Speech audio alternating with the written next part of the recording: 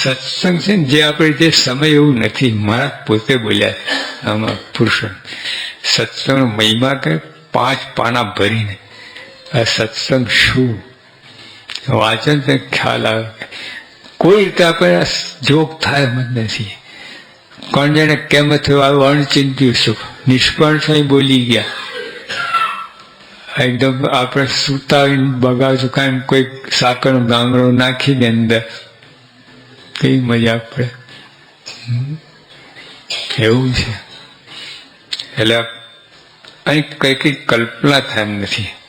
હવે કોઈ લાયકાત કોઈ પાત્રતા નથી, છતાં ભગવાન આપી દીધું. હવે નગીનભાઈ મહેતા હતા, એક હરિભક્ત, દારેસલમ રહેતા હતા પેલા. પછી દેશમાં આવ્યા. દેશમાં આસનસોલ ધનબાદ એ બાજુ કે એમને ફેક્ટરી નાખી. પ્રમુખ સાહેબને લઈ ગયા હતા પ્લેનમાં મુંબઈથી ઉદ્ઘાટન માટે. પછી વર્ષ પછી પ્રોબ્લેમ થયો, એટલે લેબર પ્રોબ્લેમ થયો, હડતાલ પાડીને. એ તો ઠીક, પણ ઘેરા નાખ્યા. નગીનબેન પોતાને ઓલા ઘેરો નાખ્યો, ઓલા મજૂરો બધા નીકળવા ના દે. 3 દિવસ થઈ ગયા. નાવું ધોવું ખાવું પીવું બધું કોઈ 3 દિવસ કેટલા. હવે તો એમને પેલું હાથ પાડી નમતું મૂકવું પડે ને, મરવાના ધંધા. એક પટાવર હતો ને, એને દયા આવી, એને સાહેબને રસ્તો કરી આપ્યો. રાતના સમય એમ નીકળી ગયા સાહેબ. બોલો પછી નીકળ્યા પછી તો પ્રશ્ન ના, પછી ઓલા મજૂર નમતું મૂકવું પડે. બધું થયું જે થયું. પણ પછી હવે ત્યાં ઓલા પટાવાળો એમની ઓફિસ આગળ ઉભો હતો. સાહેબ એટલો રાજી નગીને પોતે વાત કરે. મને એમ થયું કે આને મારી જગ્યાએ બેસાડી દઉં, આટલો ને મારું રક્ષા કરી બચાવ. ધારો કે નગીનભાઈ કે મને બેસાડમાં ખુરશીમાં, તો વધારે મૂંઝાય કે. એટલે ચેક સહી કરવાની હોય, ઓર્ડર લેવાનો હોય, ઓર્ડર પૂરું પાડવાનું, એવડું બચાવ શું કરે ત્યાં. એટલે સાહેબ અહીંયા જ બરાબર છે મારે ત્યાં દરવાજા ઉપર જ.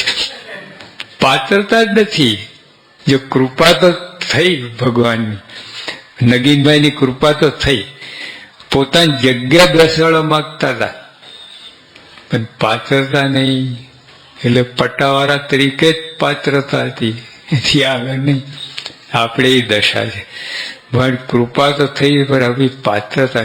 જો શબ્દ વાપરીએ આપણે, આ સ્વામી આપણને કૃપા પાત્ર છે. હવે શું બોલીએ છીએ? કૃપા તો વર્ષે જ છે. એમ વરસાદ ગઈકાલે રાતે કઈ ઝાપટું ધમધમાટ પડી ગયું ને, એમ ભગવાનની કૃપા એવું અખંડ. તો ખાલી 5 મિનિટ ઝાપટું પડી ગયું, પણ ભગવાનની કૃપા અખંડ 24 કલાક આવા ઝાપટા પડે.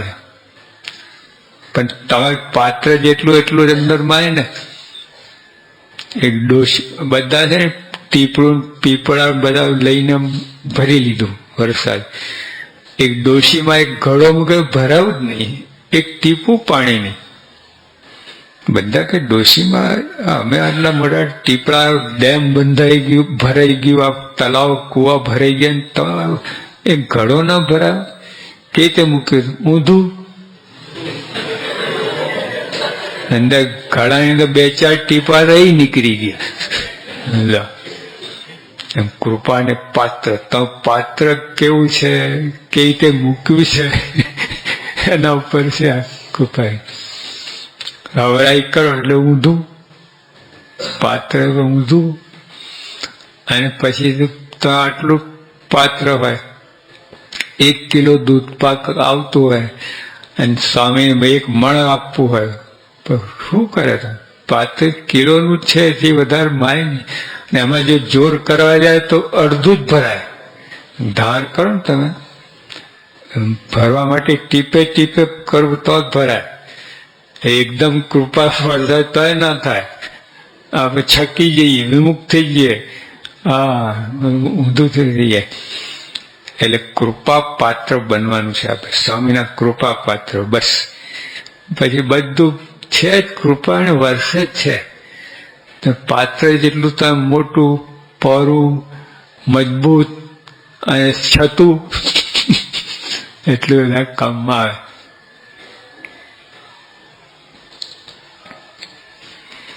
એટલે પ્રકાશ એટલે આ બધું આપણે સમજ્યા. સત્સંગમાં જવું જ નથી, ગમે એમ થાય સત્સંગ મૂકવો જ નથી. આ પ્રકાશ થઈ ગયું બુદ્ધિમાં. હા, તેજ આવી ગયું, બુદ્ધિ દિવ્ય બુદ્ધિ આવી ગઈ, બની ગઈ. અંધકાર હટી ગયો. અનંત જન્મથી અંધારું છે. જો આટલું સમજીને કામ થઈ જાય. સત્સંગમાં કાયમ ટકે એવા આશીર્વાદ આપજો. સુરત ભાવ ભગવાનના ભક્તોમાં રહે તેવા ગુણ આપજો. જો પાત્રતા લાવી હોય તો સુરત ભાવ, દાસના દાસ.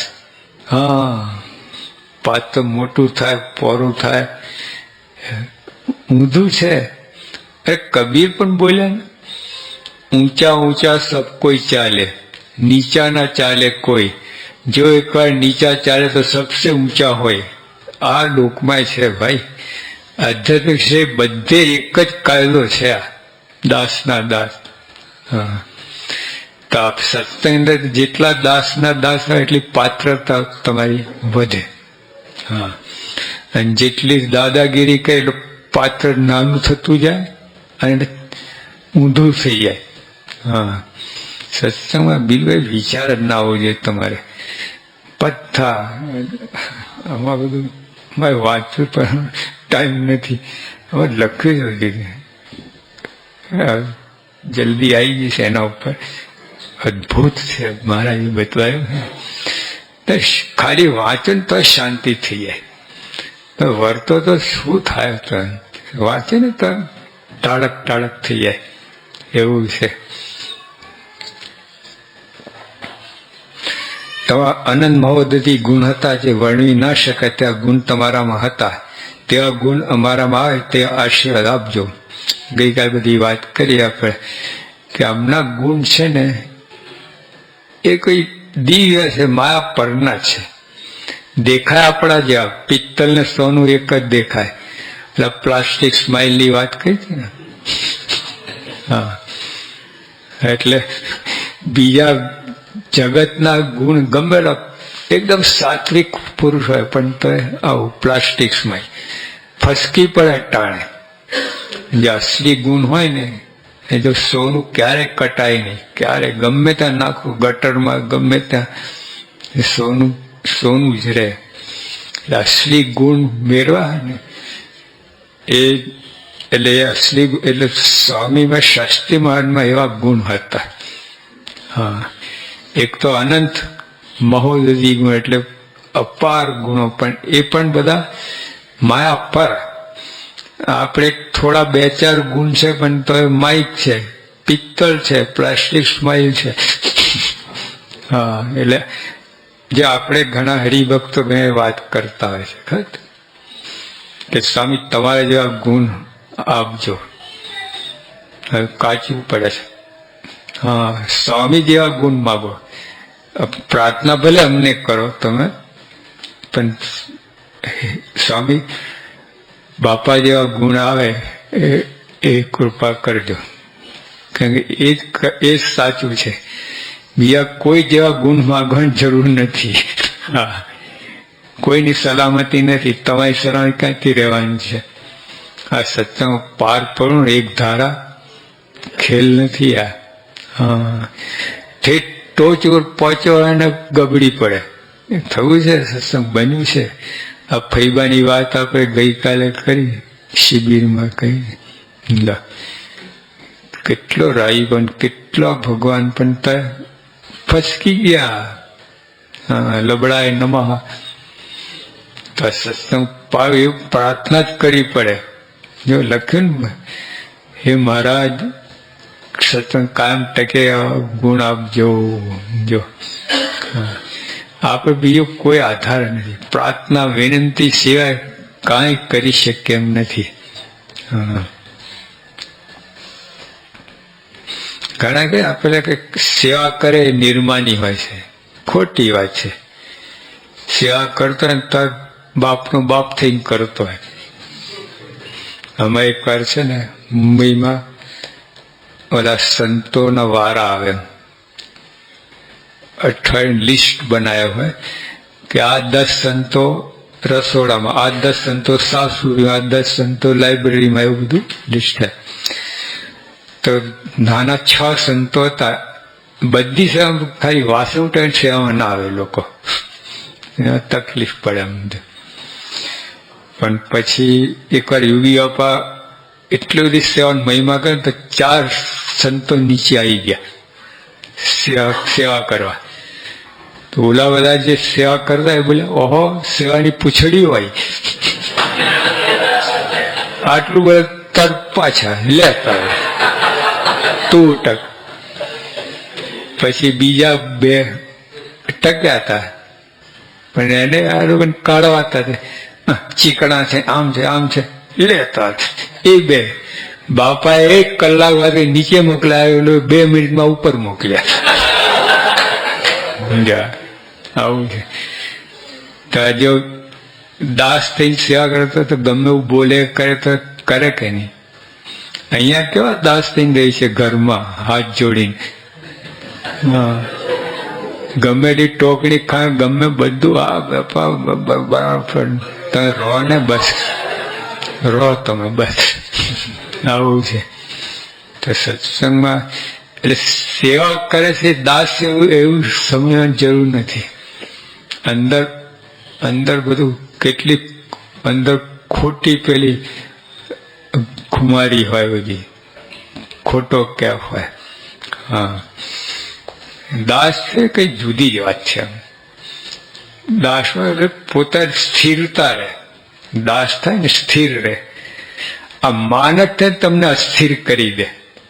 મનને અસ્થિર કરનારું માન છે મોટા મોટું. બધા દોષ અસ્થિર કરે, કામ, માન. પણ માન મોટો જથ્થો 80% અસ્થિર કરવાનું કારણ માન છે. હવે એની ઈચ્છા રાખીએ આપણે સત્સંગમાં, એ મૂકવાનું કાઢવાનું છે ને, બધું બગાડે દુનિયાનું. ભગવાનના સંબંધ વિનાની મોટપ કાપ તીર્થ જેવી છે. ભગવાનના સંબંધ વિનાની મોટપ એટલે આ લોકની ગમે એ મોટપ, જ્યાં ભગવાન સંબંધ ના હોય, કાપ તીર્થ એટલે કાગડાઓનું તીર્થ. કાગડાઓ બધા ભેગા થાય એને તીર્થ માને, એના જેવી વાત છે. કાગડો પશુ પંખીમાં નીચ યોની કહેવાય છે. કાગડો પશુ પંખીમાં નીચમાં નીચ કહેવાય. વિષ્ઠા તૂટતો હોય, પછી એની વિષ્ઠા કેવી હોય, ડબલ ફિલ્ટર.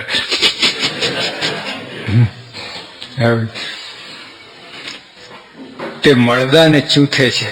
કાગડો પશુ પંખી નીચ યોની કહેવાય છે. તે મળદા ચૂથે છે. નીચ હોય તે મળદામાં માલ માને છે. નીચ હોય ને એને પેલા સાંભળી ને ગીધ ને બધા મરદા જ ખાતા હોય ને. હંસ ઉત્તમ પંખી છે. હા, એ મોતીનો ચારો, કચરો ના અડે. તેનો આહાર દૂધ અને મોતી છે. કાગડાને તે દૂરથી પણ ગમે નહીં. કાગડા દૂધ ને મોતી ને ગમે જ નહીં, દૂરથી પણ. એટલે તે ત્યાં એને ગમે નહીં. ભગવાનના ભક્ત હંસ સમાન છે. જો તે તો ભગવાનના ચૈત્યરૂપી મોતીનો ચારો કરે છે અને અક્ષરધામને પામે છે. સારંગપુરના જીવાખાતના દરવાણા શ્રી હરિજનોએ કહ્યું, ધન સ્ત્રીને ત્યાગે પણ માનરૂપી વિષ તેથી પણ ભારે છે. ધન સ્ત્રીને ત્યાગે, હા, એ કઠણ છે, પણ તો ત્યાગે. પણ એનાથી માન ત્યાગવું ને એ તો બહુ કઠણ છે. ધન સ્ત્રીને ત્યાગે પણ માનરૂપી વિષ તેથી પણ ભારે છે. માનરૂપી વિષ જેમાં આવે તે સંતમાં બ્રહ્માને પણ દુર્લભ એવા ઉત્તમ ગુણો હોય તે દોષરૂપ થઈ જાય છે. બ્રહ્માદિકમાં આવા ગુણ ના મળે, એવા ગુણ ધરાવતો હોય, પણ જો માન આવ્યું ને ધૂર ભેગું થઈ જાય, ઝેર જેવો થઈ જાય. માન કેટલો નિષેધ કર્યો ભગવાને, કેટલો જળ મૂળમાંથી કાઢી નાખે. માન રૂપી વિષ એ માન રૂપી ઝેર ગયું. એ જોયું, માનને ઝેર ગણ્યું છે. માન રૂપી વિષ જેમાં આવે તે સંતમાં બ્રહ્માને પણ દુર્લભ એવા ઉત્તમ ગુણો હોય તે દોષરૂપ થઈ જાય છે. જે ગુણ છે તે જ સ્વયં મોટાઈ રૂપ છે. જેમ ગુણ આવે તેમ દીન થાય અને સંતને આધીન રહે, ત્યાં સુધી ગુણ શોભે છે. જો ગુણ ક્યારે શોભે છે? ગુણ હોય, ગુણને શોધવા માટે પણ માન રૂપી વિષને કાઢવું પડે. ટૂંકમાં આટલું સમજી જાય ને બસ સત્સંગમાં નિર્માની થઈને રહેવાનું છે. એ બુદ્ધ તેજ થયું, પ્રકાશ થઈ ગયું. દાસના થવાનું. અહીં બાપના બાપ ને મોટે અહીં નહીં કામવાળા. ઊંધું છે, ઝેર છે, એવું કોઈ ઈચ્છા રાખવી જ નહીં. અહીં તો તમને આપે ને તો ના લેવી મોટપતો સત્સંગમાં. એ પ્રમુખ છે 3 વર્ષ લાગ્યા એમને પ્રમુખ બનાવતા ને સ્વામી ના જ પાડે. પ્રમુખ સાહેબ શાસ્ત્રીમાં જેવા 3 વર્ષ લાગ્યા એમને મનાવતા.